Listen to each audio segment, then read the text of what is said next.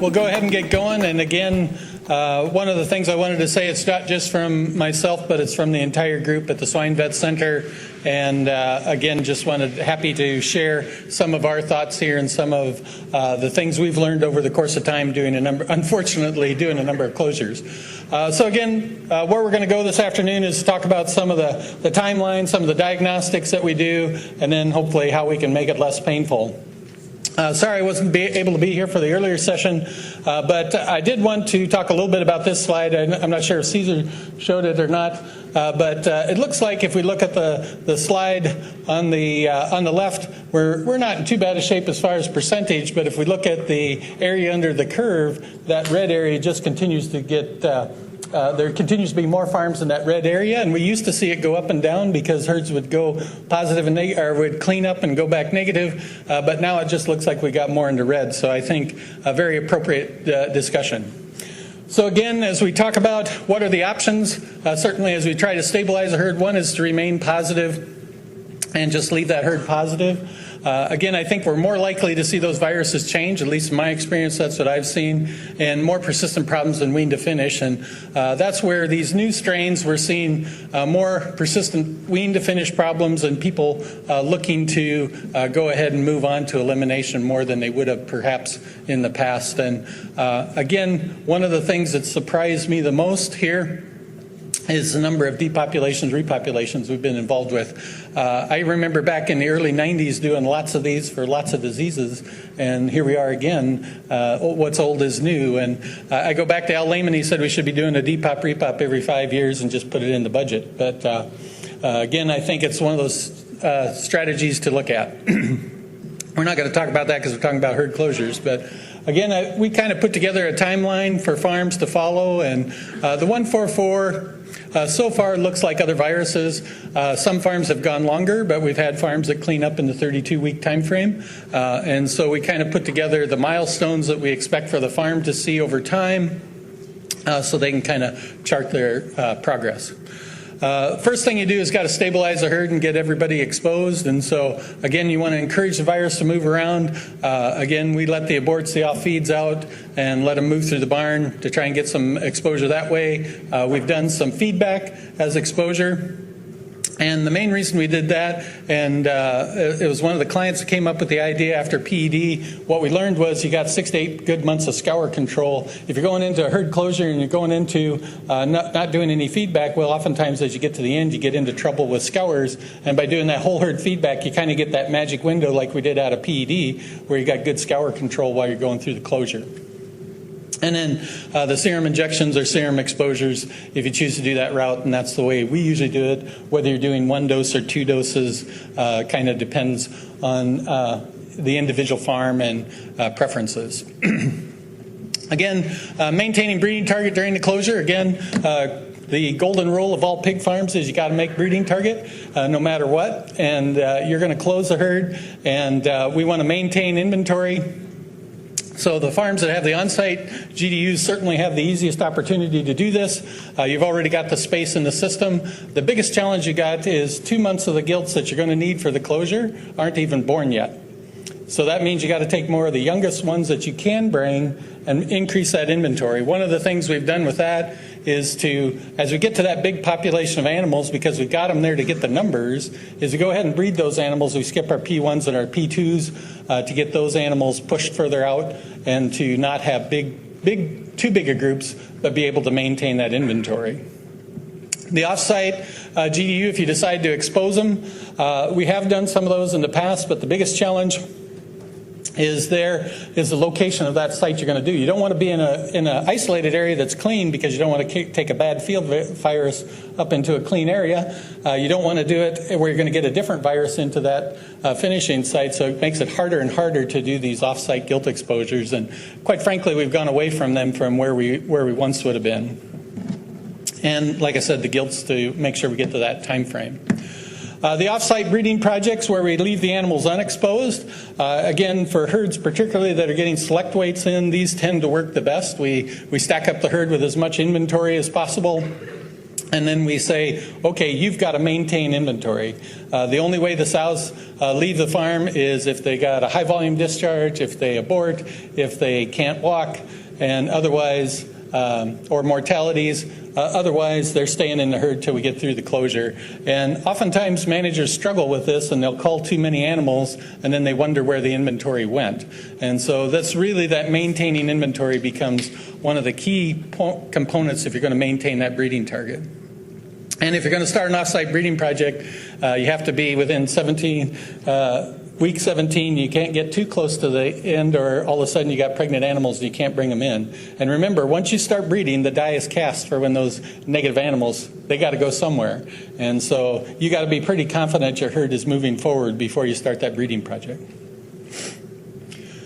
Just wanted to make a comment. I think McRebel is a good program, and certainly everybody's aware of that, but it's kind of a get-out-of-jail-free card, and sometimes I think it's been overused by farms, and it's a license to high pre-weaning mortality in the name of PRRS control. It's an important tool once we've gotten to negative processing fluids, but if we start it too early, we just end up with more mortality. The diagnostic monitoring, what have we done? The processing fluids, I think, have been a huge tool for us here in being able to understand what's going on, at least in the farrowing side of things. Again, looking at the blood samples on the due-to-wean pigs or family oral fluids.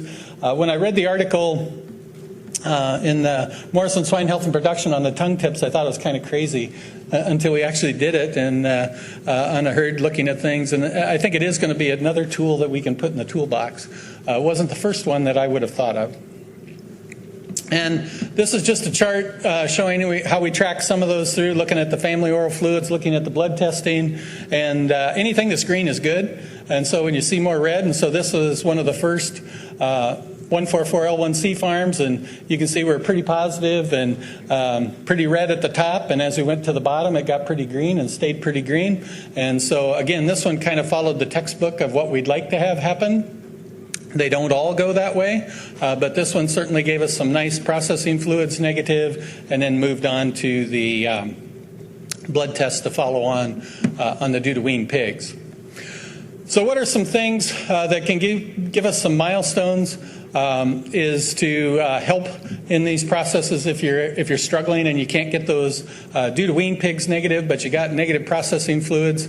The early weaning down to that 10-day age range for anywhere from 3 to 6 weeks has helped us build that extra time for clean and disinfection, get some of that population that's shedding off the site. And how do you decide that the gestation herd is ready for a project like this, that you're not making negative pigs, you still don't have positive sows in gestation? We got really good ways to monitor the processing fluids in the farrowing house with family oral fluids and blood testing at the end. We know what's going on in farrowing house. We really got no idea what's going on in gestation. And I think this is an area where I've challenged Daniel and their team. How can we do that better? The aborted sows for me has been one way to get in and take a look at that population. It's been kind of the canary in the coal mine in some of these herds to tell us we're in trouble. So we isolate those sows, we get them culled on out of the system because I think they can be some of the problems. Testing piglets at birth is another way. Oral fluids from sows. We went into a project and tested 500 sows in a gestation barn before we did the early wean, just to make sure that we were comfortable getting there.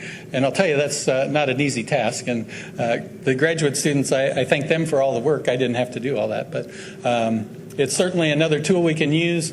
I think this is one place where the tongue tips may make sense in doing the stillborns, because there's no way that pig got contaminated in the environment. And but it's an opportunity for us to look at that and see. And I think Daniel's going to have some projects coming up here to do that in the future. So this is one where we kind of stumbled along, and the yellow line is where we did the wean down. You can see how it's pretty red above. And once we did the wean down, we turned green and headed in the right direction. And so, again, we're not all the way to the finish line on that one, but we're getting closer. And so far it feels good. I hope I didn't jinx myself by talking about it. The production records, we also use those to see when we're headed back to baseline. This is 10 different farms, all with 144L1C, very similar genetic pattern. And so you can see when you look at farrowing rate, not all farms are affected the same. When you look at pre-weaning mortality, They all have issues, but some are much worse than others, and yes, they do get to 100%. And we see some of the farms that gave us trouble down there into that 25 to 30 week range, giving us a hump in the production record. So I think it only helps to give you another look at the diagnostic data. And when you look at the pigs weaned per mated female, again, that's part of why you see people doing some of the things they're doing, is just because of the long-term impact on the pigs per mated female going out the door. Asked Daniel to compare against the database, and if you look at the time to base to low prevalence, you can see we're up about that 7 weeks, and if you look at the time to baseline, it's up about 7 weeks. But the staggering number is the number of pigs that we go up. It's about 6,000 pigs up more than we were. I did do some numbers on the depop repops just because it's becoming pretty popular out there. And if you use the numbers, it's about 6 months to pay off a depop repop if you can do an offsite breeding project. And it's about 9 months if you just dump the animals and start over. So certainly why people are going there. We had the discussion already earlier on the stability of the virus in the environment, and looks like the 184s and the 144s are living longer, whether we're talking about 25C or 37C, making it more of a problem. As we talk about, again, things we can do is biosecurity, the bio-exclusion, we all know what that is, keeping it out. The bio-containment for when we're talking about the herd closures is how do we keep it from moving around the farm as well as leaving the site, but again, an important piece of this. So again, I think the L1C continues to be a prevalent virus. We can get them done in 32 weeks. More people are going to the depop repops, but again, I think we want to get these field strains out of these herds because we know the cost of the wean to finish performance is just too huge to live with, and again, we can get it done, we just have to pay attention to the details. Sorry for going over.